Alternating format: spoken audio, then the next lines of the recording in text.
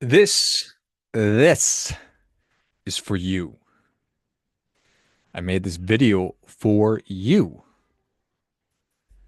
And by this, I mean whatever level of financial success you truly want is for you. Now, does that mean that you're going to be as rich as Elon Musk or to start a company out of your garage and turn it into one of the largest companies in the world? Does it mean that you're going to own mansions and yachts and drive exotic cars? I don't know, maybe. I don't know, maybe. But what I want to stress is that ownership, control of your financial life is for you. The result, I can't, I'm never married to the end result because there are so many things that are outside of my control. But the financial success, the financial security, financial peace of mind, that is for you. That is for you. Every time, I'm sure every time, invariably every time that I have the opportunity to speak with, or work with a group of people, somebody will always say, I'm just not that good at money. Or I don't get it. I'm never going to be good at money. And it just gives me, I think it just gives me the kind of chills, whatever. I don't like that because I know that it's so defeating. And people that say that are coming from a place of being defeated, of being beaten down by their experiences and not having money be much more of a negative force in their life as opposed to a force for good or simply a neutral thing. The thing about money is that it's not good or bad, it just is. Just is how we decide and choose to think about and interact with money. That's what's important. Money has no control over you. It doesn't want control over you, but money may have absolute control over you right now because we're giving it so much control. We're giving it so much power, but we need not. I advocate that it is better, it is optimal to come at this, to come at our personal finances with the belief and the attitude that I'm going to be financially successful. It might take me a long time. I might never get there, but that is the belief and the attitude that is beneficial to us. That is the belief and attitude that serves us. And that thinking that I'm just not good at money or I'm not ever going to be good at money or I'm never going to figure this stuff out, I don't think that does anybody any good at all. So, the starting point to get what you want when it comes to money. And that's what I want. I want you to get better at money so you can live however it is that you want. I want you to get the level of success that you want. I believe that you are worthy of it. I believe that you are even deserving of it. But here's the other shoe to drop. We're not entitled to it. We're not entitled to it. Like I talked about in a recent video episode, that nobody's going to come give it to us. Nobody's going to come to save us. It is incumbent on us to do these things, to take beneficial, positive action, and in order to move in the direction of the life that we want, of the financial situation, of the things that we want. We have to believe that it is for us, that financial success is not only available to me, but that it is available to me, that it is for me. And yes, none of this is easy, but it's very achievable. If you're sitting here and you're listening to this and you're up to your eyeballs in debt, as I certainly was when I was in my 20s, if you've got $5,000 of credit card debt, $20,000 of credit card debt, we've got student loans, I've got this big mortgage, I've got just bills on top of bills. I am drowning I'm stressed. It's making me physically unhealthy. I get it. We can move past that. You can move past that. You can get on to the next stage of your life. You can move on and get the ending to your money story that you really want, that you truly do want. So, I spent a lot of time thinking about and talking about putting a plan together. I talk about goal setting in the context of the only way to live how you want is to know how you want to live. And that is an essential part of all of this. But it really starts with belief that on your path to your your desired destination when it comes to money, it starts with belief. Believing that your future will be better than your past. Believing that the ending to your money story is yet to be written. Believing that just because of where you came from, that does not dictate where it is that you're going to end up. Where you are today doesn't have to be where you end up in the future. I don't care if you're going to be the first generation to, and it's not that I don't care. I don't care where it is that you came from. Simply, all I'm saying there is that it's not going to be dependent where you want to end up is not dependent of where it is that you are right now. That's all I'm saying. So I care a lot about you as a person. I care a lot about where you are at, but more so, I care more about where it is that you're going as opposed to where it is that you've been. It's important that we embrace and lean into where it is that we've been, but that's our past, and your future is something different. Okay, so it starts with that belief that your future is going to be better than your past, that you're going to be better off, and that you're going to end up wherever it is that you truly do want to end up. So from there, I believe that we then move on to really leaning into what it is that we want when it comes to money. What do we want?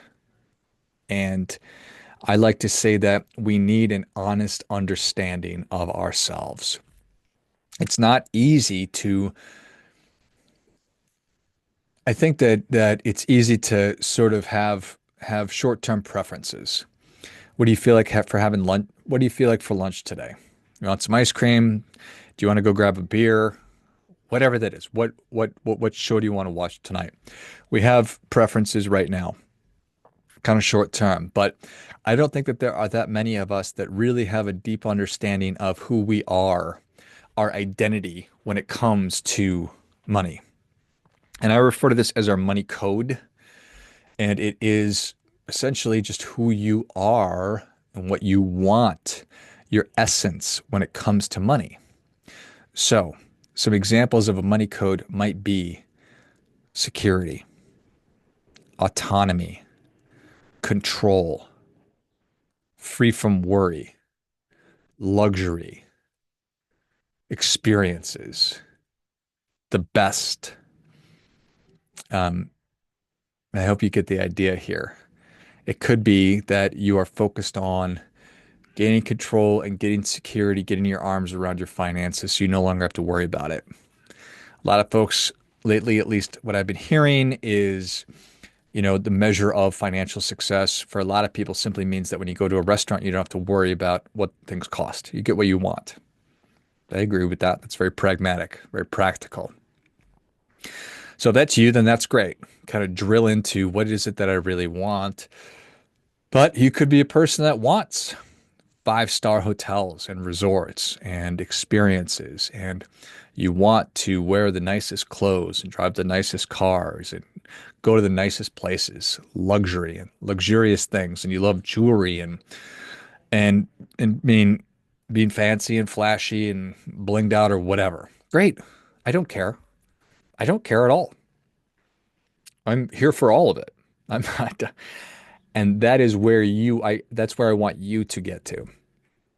I don't want you to sell yourself short. I don't want you to make yourself small if you want to make yourself something other than small. I want you to lean into this. Let your freak flag fly. Whoever it is that you are, whatever it is that your heart wants, whatever it is that you desire, that's what I want you to go after.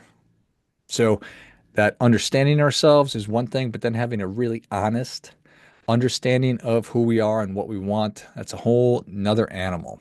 And that's where I want you to get, is to be brutally honest in what it is that you want when it comes to money. So I think that that's a really important thing. How clear can I be? And then that's going to really sort of shape and frame how it is that you're going to be interacting. And then from there, we need to then take action on this stuff because money has time value. And that just means that the longer we wait to be working towards what's important to us, what matters, the harder it becomes.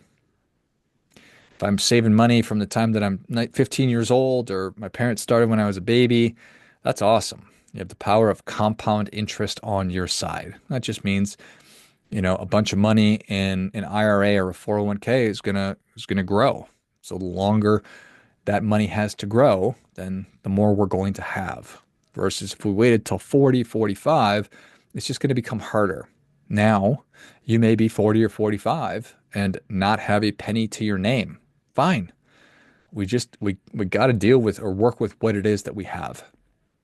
And we can't be demotivated.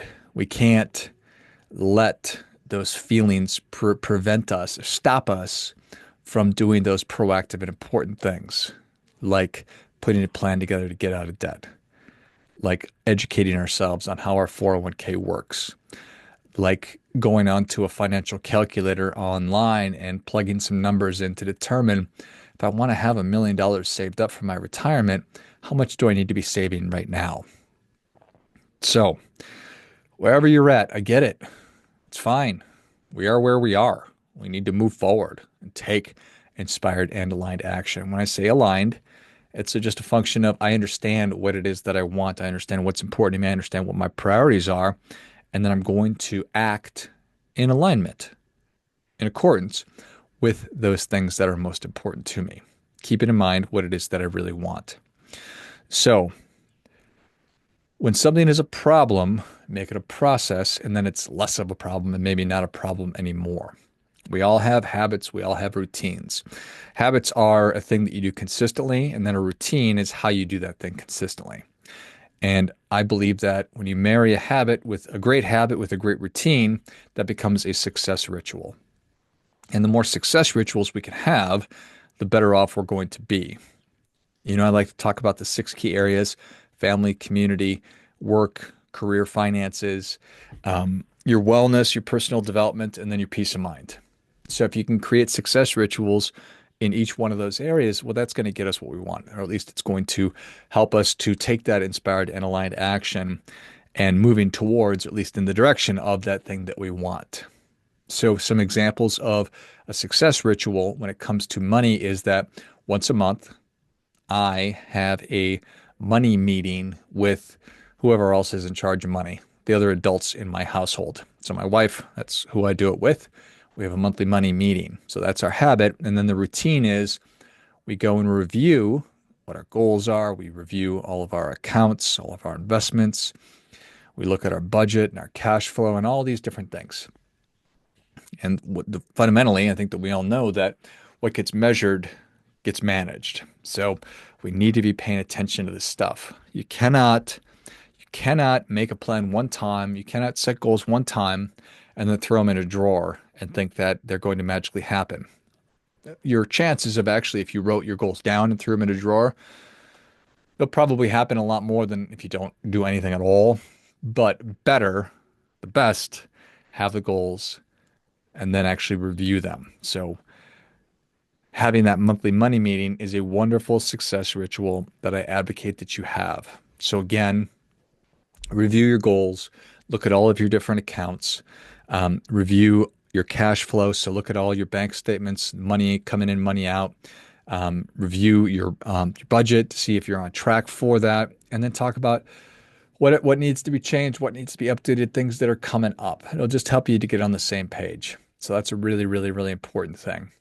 And we have to be paying close attention.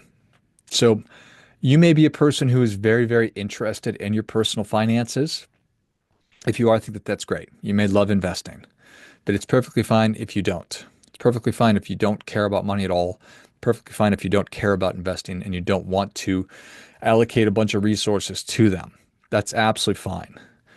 All that being said, we do need to give it its due. So we do need to pay enough attention to it so that we're doing what needs to be done. So I talk a lot about our most valuable resources, time, attention, energy, and money. And the closer we can get, the better we can get at how we allocate those resources. That's going to determine where it is that we're going to end up because these are finite, valuable resources. So, how is it that I'm spending my money? That's why we go through our cash flow, we go through our budget, saying, am I blowing money or am I putting more money towards things that don't matter versus the things that I actually say matter? So we need to look at the evidence. We say that we're interested in one thing, but we're doing something completely different. I tell myself that I am wanting to be in better shape, yet I'm eating ice cream every night and I'm not exercising. Okay. So you say that you want to be in good shape, but there's no evidence of that. In fact, there's evidence to the contrary of that. You say that you want to be better at money or that you want to become debt free, yet you're still using your credit cards. You say that you want a better relationship with your kids, but you barely talk to them. You're not spending any time one-on-one with them. You understand what I'm saying? So we need to pay attention to how it is that we're allocating our most valuable resources because that's the evidence. And then I also want you to pay really close attention to what it is that you're thinking about because we have a tendency to think about the same stuff over and over again. I think it's like 85% of our thoughts are repeated, if not 90%. So we think about the same stuff over and over again. And odds are, those same things over and over again, that's not our greatest hits. That is our biggest failures, most painful experiences, most negative things, times that we feel like we've got screwed over. Those are the things that we loop on. And so if we keep looping on, I'm just not good at money or this is impossible or whatever our thinking is, well, it's going to be really tough to get to the place that where we want to go. It's going to be tough for you to get to where it is that you want to go. So pay attention. Really catch yourself and think about, oh my gosh, I'm still thinking about how that one thing that happened at one time over and over again. And for me, I started noticing that it was when I was in the shower getting ready for the day, get up and get a little exercise, do a little bit of work, and then hop in the shower. And that's where I would just loop on the same stuff over and over again. Like, wow, what would be better to be thinking about? What are better thoughts for me to be focused on? And here's the thing is you get to decide. You get to decide that you're going to be financially successful. You get to decide who you are when it comes to money, and you get to decide what you're thinking about. Your brain is just on autopilot because it's been programmed to do that. And that's fine, but we can reprogram it. We're in charge of our brains. So we get the choice. We get to choose how we think and we feel. And we get to choose the things that we want to be thinking about. So when you find that you're looping on negative things, well, let's take a big step back. Spend a little time thinking about, well, here's what I want to be thinking about. Here are the things that are of value to me. This is what matters. This is what is important to me. And keep those top of mind. Say, okay, what do I need to be doing in these areas? So you control your thinking, control the direction of your mind. So that's definitely something that you can do. So this is for you. Financial success is available to you. You're worthy of it. You're deserving of it, but we're not entitled to it. These things require work. It is well within your grasp. If you are smart enough to listen to this on the podcast channel or watch it on YouTube, you are smart enough to make a simple financial plan and to begin working towards it. If you want to dig deeper into what I've been talking about, pick up a copy of Your Money Story, How to Get the Ending You Want. It's on Amazon. Now reach out. You can go to moneyalignmentacademy.com, moneyalignmentacademy.com, and jump into our Academy coaching program. We've got financial coaching and lots of great courses and resources beyond just the podcast here. So we'd love to see you in there. And finally, friendly reminder, never going to be anybody more interested in your financial success than you are. So we got to act accordingly.